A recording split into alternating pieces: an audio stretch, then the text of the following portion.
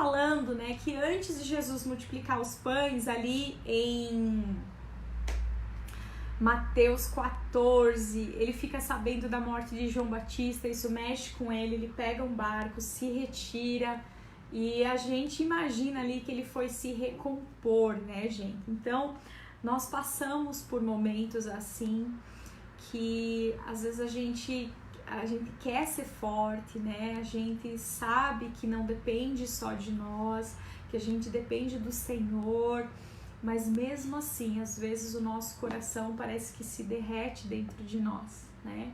E a gente vai falar um pouquinho sobre isso nessa manhã. Eu acordei e fui meditar um pouco também no texto de um salmo muito conhecido, muito provavelmente que seja o salmo preferido de muitas pessoas, que é o Salmo 23, né? Um salmo maravilhoso. O Senhor é o meu pastor e nada me faltará, né? Deitar-me faz em verdes pastos, guia-me mansamente a águas tranquilas, refrigera minha alma, guia-me pela vereda da justiça por amor do seu nome. Ainda que eu ande por um vale de sombra da morte, não temerei mal algum, porque tu estás comigo, a tua vara e o teu cajado me consolam. Preparas uma mesa perante mim na presença dos meus inimigos. Unges a minha cabeça com óleo e o meu cálice transborda. Certamente que a bondade e a misericórdia do Senhor me seguirão todos os dias da minha vida, e habitarei na casa do Senhor para todo sempre. Esse é um salmo maravilhoso, é um salmo que a gente precisa se debruçar nele e pensar em cada versículo. A gente vai fazer isso daqui a pouco. Mas antes eu quero ler com vocês o Salmo 22. Você sabia que antes do Salmo 23 tem o Salmo 22? Por que eu tô falando isso, amados? Tem alguns salmos na Bíblia que são chamados de salmos contraditórios. Eles não se contradizem, né? Nada na palavra se contradiz, a palavra é perfeita. Mas tem alguns salmos que eles são colocados bem um do ladinho do outro, assim, e são chamados de salmos contraditórios, porque o conteúdo deles parece ser muito diferente, parece que um tá indo numa direção, o outro tá indo na outra, assim. Então, ao mesmo tempo que todo mundo conhece o Salmo 23, ama o Salmo 23, gosta de ler, né, faz quadro, põe na parede, realmente ele é maravilhoso. E é um salmo de Davi, mas nem sempre Davi se sentiu assim, sabe? Amparado por esse pastor, sendo guiado por esse pastor, confiante nesse pastor que cuidava dele. Houve momentos em que Davi se sentiu abandonado, se sentiu assim as suas forças desfalecendo, e a gente pode ver isso no Salmo 22, um salmo antes do 23, né? Então eu quero ler ele com você também, e eu acho legal a gente ler isso, porque às vezes a gente passa por situações que elas, né, vem desespero, às vezes situações que fazem a nossa fé cambalear ou estremecer, o nosso coração ali se derreter dentro da gente, e a gente se sente mal, assim, às vezes vem os pensamentos de acusação, né, falando como, puxa, eu achei que eu fosse mais forte, eu pensei que eu fosse passar por isso melhor, né, sendo mais, assim, firme, corajosa, mas parece que eu tô me desfalecendo. Eu quero dizer para você não se entristecer, para você não achar que isso não é normal, porque mesmo o grande rei Davi, o homem segundo o coração de Deus, ele também se sentiu assim. Ele também passou por situações que o abalaram, situações que fizeram ele se sentir do jeito que a gente vai ver ali, mas ele conseguiu superar e olhar para o pastor dele, né? O bom pastor, né? O perfeito que é o Senhor. Então vamos estudar um pouquinho o Salmo 22 juntos? Diz assim, ó, Salmo 22. Se você quiser abrir, também é um salmo de Davi, né? E diz assim: Deus meu, por que me desamparaste? Pensa, ele começa assim.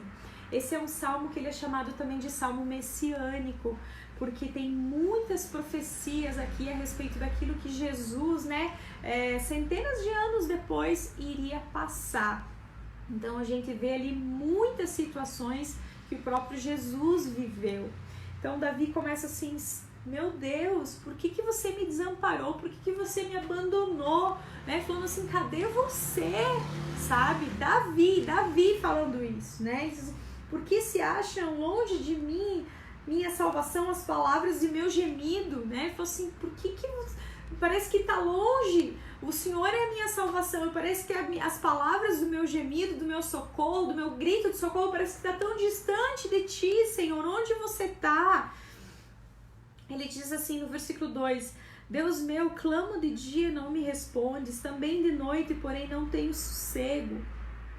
Contudo, aí ele se lembra, né? Contudo, tu és santo, entronizado entre os louvores de Israel. Aí ele começa a fazer um esforço. Diz assim, ó: nossos pais confiaram em ti, confiaram e tu os livraste.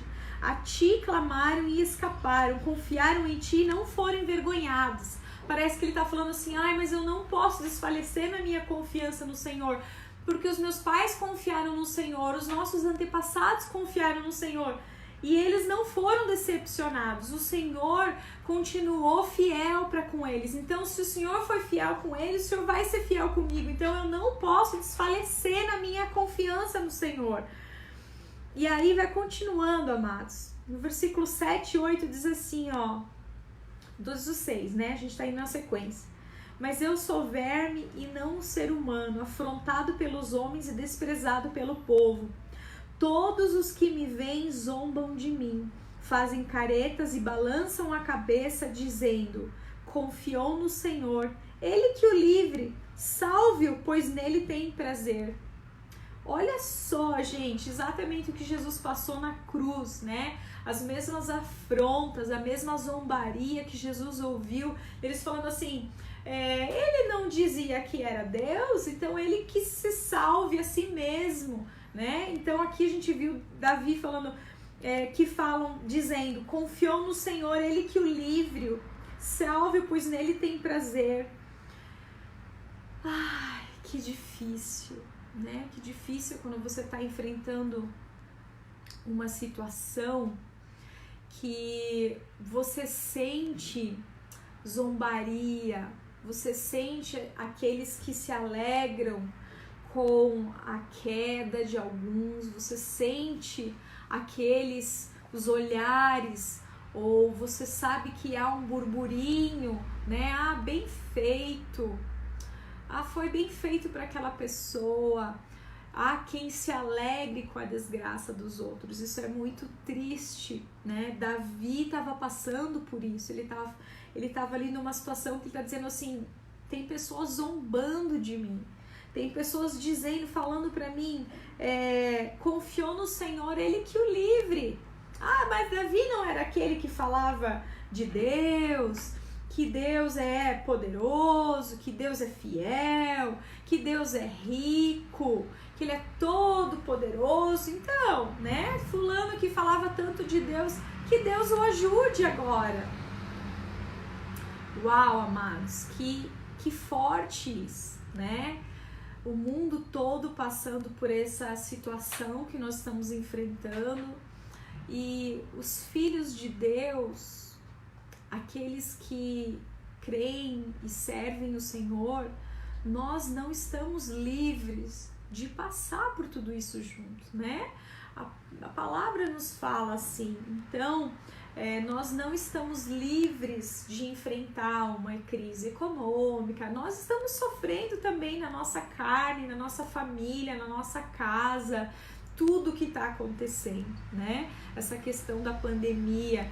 Então nós não estamos imunes a isso, né? Não é como se cada um de nós vivesse sob uma redoma. Não, nós estamos aqui no meio disso tudo, né? Mas nós enfrentamos de forma diferente, com certeza. Então Davi está ali derretendo o seu coração, derramando o seu coração, e ele diz assim, no versículo 10: a ti me entreguei desde o meu nascimento, desde o ventre da minha mãe, tu és o meu Deus. Daí ele pede: não te distancies de mim, porque a tribulação está próxima e não há quem me ajude. Você já esteve numa situação em que não houvesse quem te ajudasse? Você já esteve num lugar enfrentando uma situação em que você vê que está próxima à tribulação e você não vê quem possa te ajudar? Quero te dizer que o rei Davi, ele passou por isso também. Diz assim: muitos touros me cercam, fortes touros de Bazã me rodeiam. Contra mim abrem a boca, como faz o leão que despedaça e ruge. Então ele falou assim, ó, tem muita gente falando, me acusando. E ele diz assim: derramei-me como água, e todos os meus ossos se desconjuntaram. Meu coração fez-se como cera, derreteu-se dentro de mim. Olha só, Davi, assim, desmontado, né? Ele tá assim, mal, ele tá deprimido, ele tá assim, desesperado, o coração dele se derreteu. Sabe quando parece que um pavor toma conta e você se desfalece? Secou-se o meu vigor como um caco de barro, e a língua se me apega ao céu da boca. Assim me deitas no pó da morte.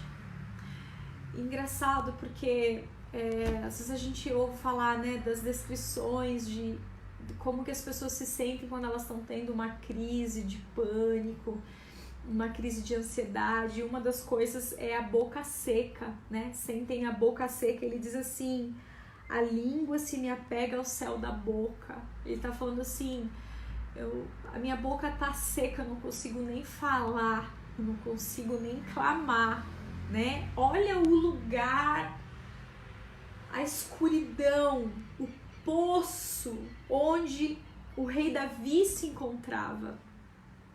Ele experimentou isso, amados. Quando a gente pensa no rei Davi, né, aquele menino pastoril, né, o pastorzinho lá no campo, cuidando das ovelhinhas, tocando a sua harpa, né, criando canções para o Senhor, um menino que ali cresceu, sabe, sabendo que Deus era com ele, forte, derrotou o leão, derrotou a ursa, sabe? E aí de repente se vê lá no exército aquele gigante afrontando o povo de Deus, afrontando o exército do Senhor. Davi não se conforma com aquilo, ele mesmo decide enfrentar Golias, mata aquele gigante. A gente vê um homem forte no Senhor, a gente vê um homem que conhecia o poder da presença de Deus, um homem que não confiava no seu braço, confiava no Senhor, e é por isso que ele conseguia enfrentar inimigos tão poderosos. Mas de repente você vê Davi nesse salmo, você vê ele totalmente assim desfalecido, você vê ele falando assim: meu coração se derreteu como cera, a minha língua tá pegada na minha boca, eu não consigo nem falar. Deus meu, por que você me desamparou? Onde é que o Senhor está? Quantas vezes, de repente, nós passamos por situações assim, ou talvez estejamos passando. Eu quero te dizer, não se envergonhe. Não permita que nenhum sentimento de culpa venha sobre você ou de acusação. Quero te dizer que isso faz parte da nossa humanidade. Isso faz parte da nossa limitação, né? Isso nos lembra quão limitados nós somos, isso nos lembra quão fracos nós somos, quão incapazes de fazer tantas coisas. Mas são esses momentos que o Senhor permite que a gente passe para que a gente possa lembrar da dependência que nós temos de ter com o Senhor, né? É nesses momentos que nós precisamos voltar os nossos olhos para o Senhor. E Davi faz isso. Vamos ler mais um pouquinho para frente aqui.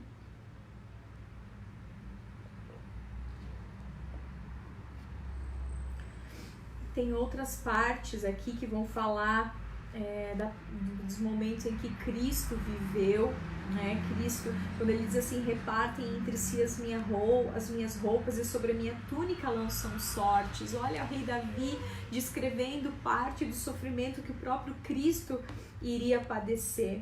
Livra minha alma da espada, salva-me da boca do leão, a meus irmãos declararei o teu nome.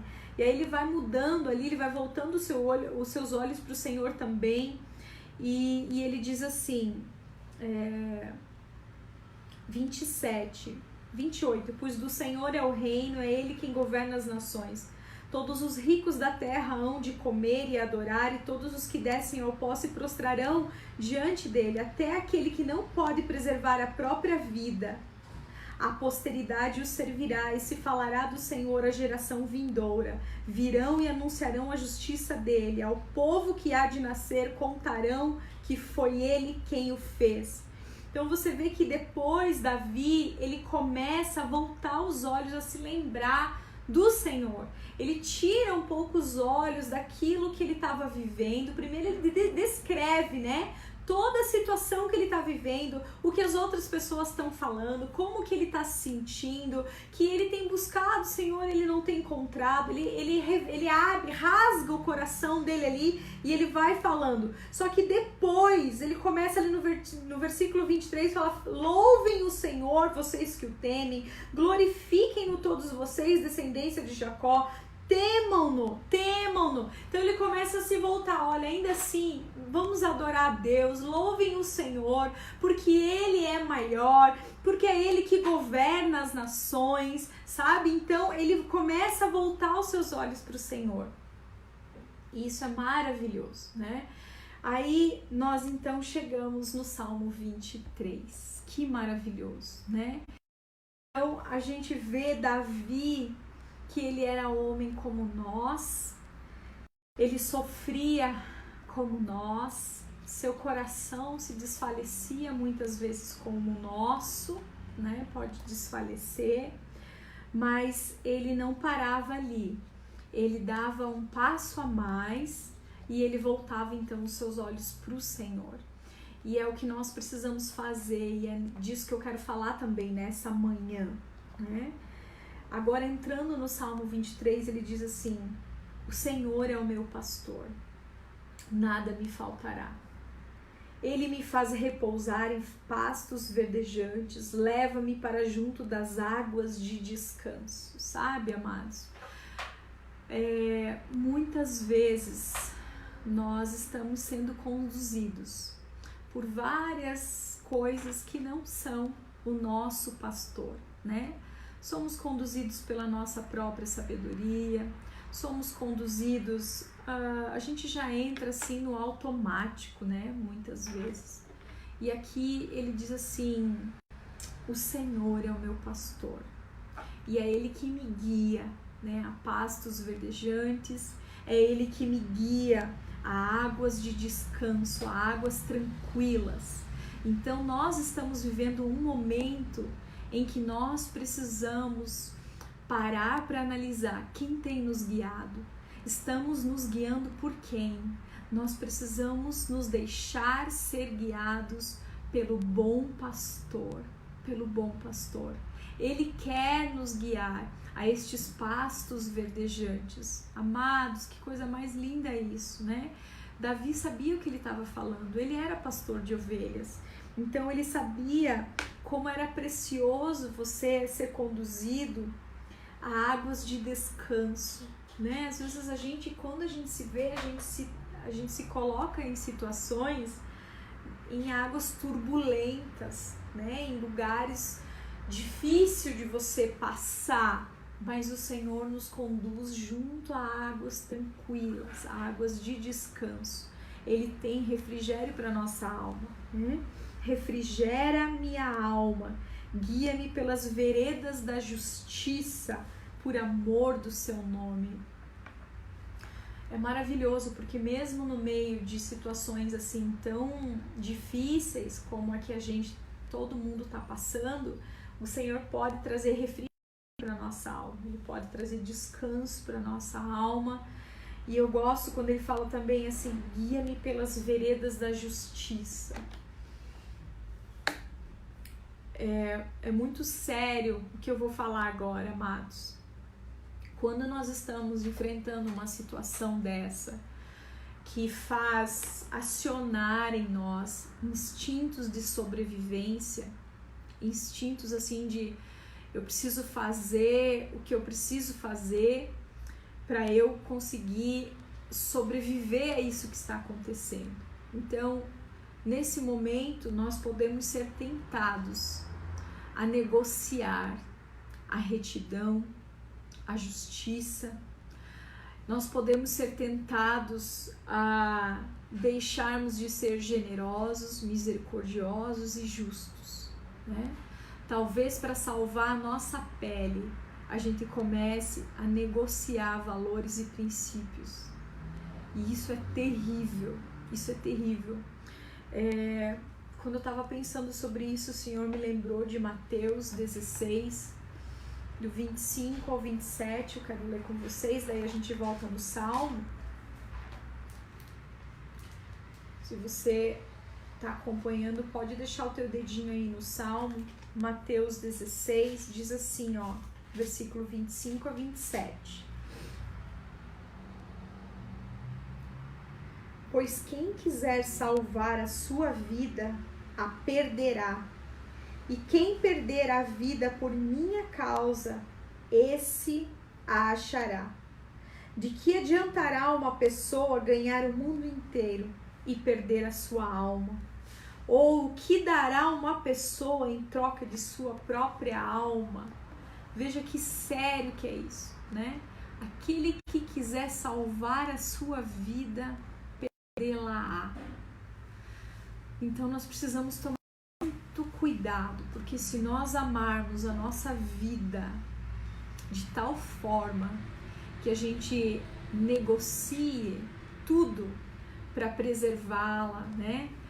Você passa por cima dos outros para preservar o teu emprego, você sacaneia, você puxa o tapete dos outros de repente, ou você deixa de ser generoso porque você quer garantir o seu sustento, você está tomando um caminho de morte, porque quando nós amamos mais a nossa vida do que ao Senhor, do que o seu reino, do que os princípios da sua palavra, nós estamos perdendo a nossa vida. Então, amados, não permita que nesse momento você negocie os valores do Senhor. Não é momento, amados, para você deixar os caminhos de retidão, as veredas da justiça. Não é o momento, não faça isso. Isso é laço do diabo, isso é laço do passarinheiro, isso é armadilha, sabe? Não confie nisso. Coloque a sua confiança no Senhor, continue confiando no Senhor, continue confiando no Senhor. Eu tenho certeza absoluta que a maior remorso, não é remorso, arrependimento que o apóstolo Pedro teve foi ter negado Jesus 3 vezes para salvar a sua pele, né? Você vê ali, às vezes a gente assiste esses filmes, Paixão de Cristo e tal, aquele momento, na última negação, quando Jesus ali já todo, né, já tinha sido surrado também, e dá aquela olhada para Pedro assim, e as pessoas vêm perguntar, mas você não estava com eles? você não é do grupo dele, você não é dos seus. Ele diz não. E a palavra diz que depois ele se retira e ele chora amargamente. Ele chora, assim, aquele choro, tipo assim, o que eu fiz? Por que eu fiz isso? Né? No momento que mais precisava de mim, eu abandonei. No momento que mais eu fui testado ali na minha fé, eu fraquejei, eu menti, eu enganei, eu abandonei. É terrível isso, amados. Graças a Deus que Ele é misericordioso, bondoso, e depois o Senhor o restaura, né? Fazendo com que 3 vezes Ele reafirme o seu amor. Ele pergunta: Pedro, tu me amas? Fala: Senhor, tu sabes que eu te amo. Pedro, tu me amas? 3 vezes para Ele ali sarar, né? Para Ele restituir as 3 negações. Então Pedro teve a graça de poder ser restaurado e depois colocar em prática esse amor de boca, de palavras, né? Ele foi depois um grande discípulo, um grande apóstolo, líder da igreja de Jerusalém. Então foi um homem essencial na propagação do evangelho, no início da igreja. Foi incrível, mas eu tenho certeza que ele muitas vezes ficou sem dormir, né, lembrando das vezes que ele tinha abandonado o Senhor, em momentos de tensão, em momentos de sofrimento, de angústia, de perigo. Então, amados, nós estamos enfrentando um momento muito tenso, né? Todos nós sabemos dos riscos e esse não é um momento para você sair da vereda da justiça. Não é o momento para você negociar os seus princípios. Não é o momento para você abandonar aqueles que precisam de você. Não é o momento para você trair a confiança daqueles que estão confiando em você. Não é o momento de você deixar de ser generoso. Você ouviu o culto de domingo, a abertura com a pastora Lianda, trouxe uma palavra maravilhosa também sobre a multiplicação ali dos pães e dos peixes.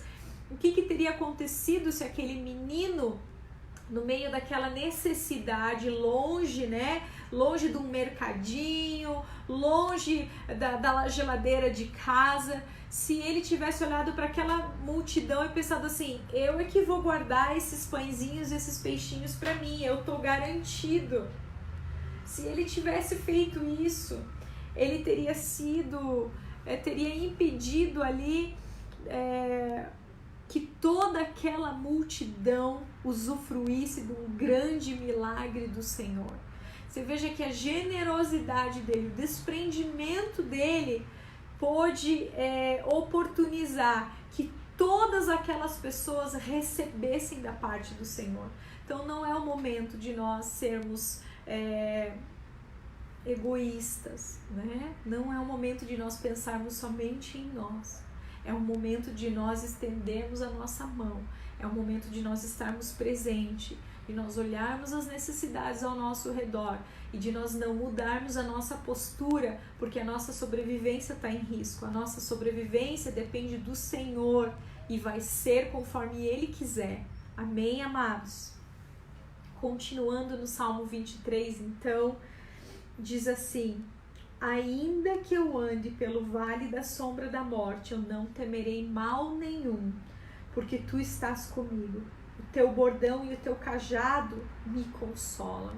Né? Ainda que a gente passe por situações terríveis, por situações muito difíceis, ainda que a gente passe pelo vale da sombra da morte, amados, você já esteve num vale? Quando você está num vale, né, lá embaixo, tem assim uma encosta num lado, encosta do outro, árvores, você só vê uns pequenos raios assim do sol, você olha para cima, você não consegue ver o céu, parece que tudo aquilo ali tá assim te sufocando, você quer encontrar uma saída, é difícil, né? A gente quer olhar de cima para saber que direção tomar, mas ali diz assim: ainda que eu ande pelo vale da sombra da morte, eu não temerei mal algum. Não vai temer, por quê? Porque o teu bordão, o teu cajado, a tua vara e o teu cajado me consolam. Ainda que a gente não veja a saída, a gente não vê a luz do sol, ainda que a gente não consiga ver qual caminho tomar, a gente não precisa ver. Sabia que as ovelhas, elas têm uma visão bem míope? Sabia que as ovelhas, o animalzinho mesmo, elas não enxergam muito bem? E eu quero dizer para você, nós não precisamos enxergar muito bem. Sabe por quê? Porque cutucando a gente, nos batendo assim, ó, é por aqui, é por ali, é o Senhor nos guiando com a sua vara e com o seu cajado. É o Senhor nos falando, por aqui, filho, é por aqui, filha, é por aqui, por aí não, aí tem perigo. Quando a gente começa a sair da trilha, ele vem com o cajadinho, por aí não, é por aqui, é por aqui. Ele vai nos guiar para fora desse vale. Amém? Preparas uma mesa na presença dos meus adversários e unge a minha cabeça com óleo. Ontem o devocional curtinho do Pastor Jay falava sobre isso, sobre essa mesa, que no original quer dizer como se fosse um platô, assim, uma planície, sabe? É como se o pastor da ovelha, ele vai à frente, procurando um lugar, um pasto que seja bom de sal, de minerais. Ele vai à frente arrancando as plantas venenosas. Ele vai à frente tirando todo o perigo, todo o espinho. E ele prepara então essa mensan, essa mesa, esse pasto verde. Amados, a gente já falou várias vezes, Deus não está preso no nosso tempo. Ele já está no nosso futuro, ele já viu o nosso futuro, ele viaja no tempo, ele dança no tempo, ele se movimenta no tempo. Então o Senhor já foi lá na frente, ele já preparou o nosso sustento, ele já preparou a nossa provisão, ele já está preparando o pasto verde para nós, ele já está tirando ali as plantas venenosas, ele já está tirando os espinhos, ele já está preparando o lugar de sustento, a nossa provisão. Ele vai à frente e diz assim: unges a minha cabeça com óleo. Muito legal também que eu estava aprendendo com o Pastor Jay, falando que as ovelhas corriam um perigo muito grande, que era das moscas, mosquitos entrarem pelas suas narinas e colocarem ovos ali, esses ovos chocarem e entrarem vermes e bichinhos na sua cabeça, na cabeça das ovelhas, e literalmente levavam elas à loucura. Então, queridos, nós temos que cuidar, né? Aquilo que está querendo entrar na nossa mente para nos levar à loucura. E para nos proteger disso, o que o Senhor faz? Ele unge a nossa cabeça com óleo. Então, o pastor, o que ele fazia? Ele pegava um azeite de oliva, ele moía ali especiarias, pimentas e tudo mais. Ele fazia um composto ali com aquele óleo e ele passava em toda a cabeça da ovelhinha.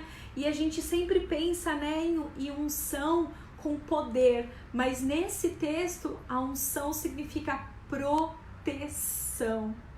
Então o Senhor unge a nossa cabeça, ele limpa a nossa cabeça, a nossa mente, ele renova a nossa mente, ele renova a nossa mente com a sua palavra para nos proteger do inimigo, para nos proteger de pensamentos de destruição, pensamentos de morte, pensamentos de desespero, pensamentos de ruína, pensamentos de solidão, pensamentos de morte. Ele unge a nossa cabeça para nos proteger. Então sinta-se nessa manhã sendo ungido pelo teu bom pastor, para que você seja protegido de todo mal, amados. O meu cálice transborda. Olha, eu acho incrível o versículo 6, que ele diz assim: certamente, não é talvez, não é quem sabe um dia, é certamente a bondade e a misericórdia me seguirão todos os dias da minha vida. Certamente a bondade do Senhor e a misericórdia dele te seguirão todos os dias da tua vida. Apegue-se a isso, apegue-se a essa palavra. E habitarei na casa do Senhor para todo o sempre. Amém, amém, amados. Que palavra maravilhosa, né? Nós vimos um Davi no Salmo 22 desesperado, né? Falando: Senhor, cadê você? A gente viu ele com o coração derretido, a gente viu ele ali totalmente vulnerável, mas de repente ele para e ele volta os seus olhos para o Senhor, e ele começa a lembrar da grandeza do Senhor, quem o Senhor é e tudo que ele já fez por ele, e aí ele começa a dizer: não, o Senhor, ele é o meu bom pastor e nada vai me faltar. E aí ele começa esse texto maravilhoso. Então, amados, não se sintam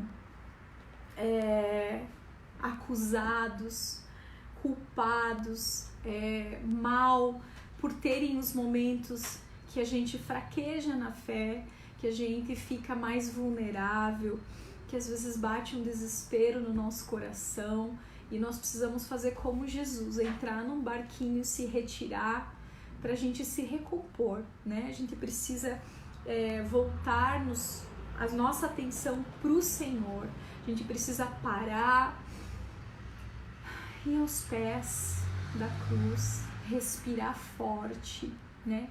Respirar fundo, receber do Senhor, perceber a sua presença, perceber Ele conosco, sabe? Perceber Ele ali curando o nosso coração, dizendo: filho, filha, eu tô junto, eu não vou abandonar, né?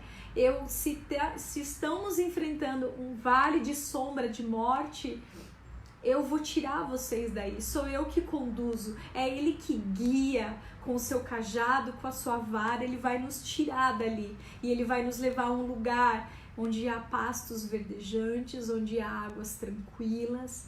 Ele nos leva, Ele unge a nossa cabeça com óleo para nos proteger contra todo mal, porque a bondade e a misericórdia do Senhor hão de nos acompanhar todos os dias da nossa vida. Então que hoje você tome posse disso, da unção do Senhor, da proteção dEle, da bondade e da misericórdia dEle. Que essa palavra fique cravada no meu e no teu coração, para nós enfrentarmos aí esta semana. Amém, amados? Vamos orar? Obrigada, Senhor, por essa palavra. Obrigada, Senhor, pela vida de Davi, que escreveu estes salmos tão preciosos, Senhor. Obrigada, Senhor, por tudo que o Senhor tem oportunizado para nós, Pai. Obrigada, Senhor, porque Tu és socorro bem presente na hora da angústia. Tu és aquele que não nos desampara. Tu és aquele que unge as nossas cabeças com óleo para nos proteger contra os ataques do inimigo, contra as flechas do inimigo, de acusação, de desespero, de medo, de dor. Tu és aquele, Senhor, que nos mantém firmes na rocha. Tu és aquele que nos eleva, Senhor, que nos tira do vale, nos leva para um lugar alto, Senhor. Tu nos leva a passos verdejantes, Senhor. Tu nos leva a águas tranquilas, Senhor. A Tua bondade e a Tua misericórdia estão sobre nós. Nós Te adoramos, nós Te louvamos, nós Te agradecemos pela Tua proteção. Unge-nos mesmo, Senhor. Nós precisamos disso. Nós precisamos da Tua unção. Precisamos do Teu óleo sendo derramado sobre a nossa cabeça. Precisamos que o Senhor nos ajude a tapar os nossos ouvidos para toda voz de desespero, para toda voz, Senhor, que queira se levantar contra, Senhor, contra as Tuas promessas, contra aquilo que o Senhor garante para nós, Pai. Em nome de Jesus, seja conosco, protege o nosso coração, que ele não venha, Senhor, a desfalecer, mas que ele esteja firme e confiante no Senhor. Em nome de Jesus é que nós oramos. Amém, amém, amados, que maravilha ter vocês aqui junto nessa manhã. Eu queria aproveitar que hoje é um dia muito especial, aniversário da Angélica, nossa amada irmã preciosa, que está agora morando com a sua família em Ponta Grossa. Queria mandar um beijão, um abraço virtual, dizer, Géli, você e a sua família são muito preciosos para nós e para o Senhor. Nós os amamos muito. Você é uma preciosidade, uma joia rara na casa do Senhor. E nós queremos desejar que o Senhor te abençoe nesse dia e nesse novo ano. Que Ele derrame sobre você novidade de vida. Que Ele continue te usando poderosamente nas mãos do Senhor. Nós amamos você. Um beijo, fica com Deus e aproveita o teu dia, tá bom?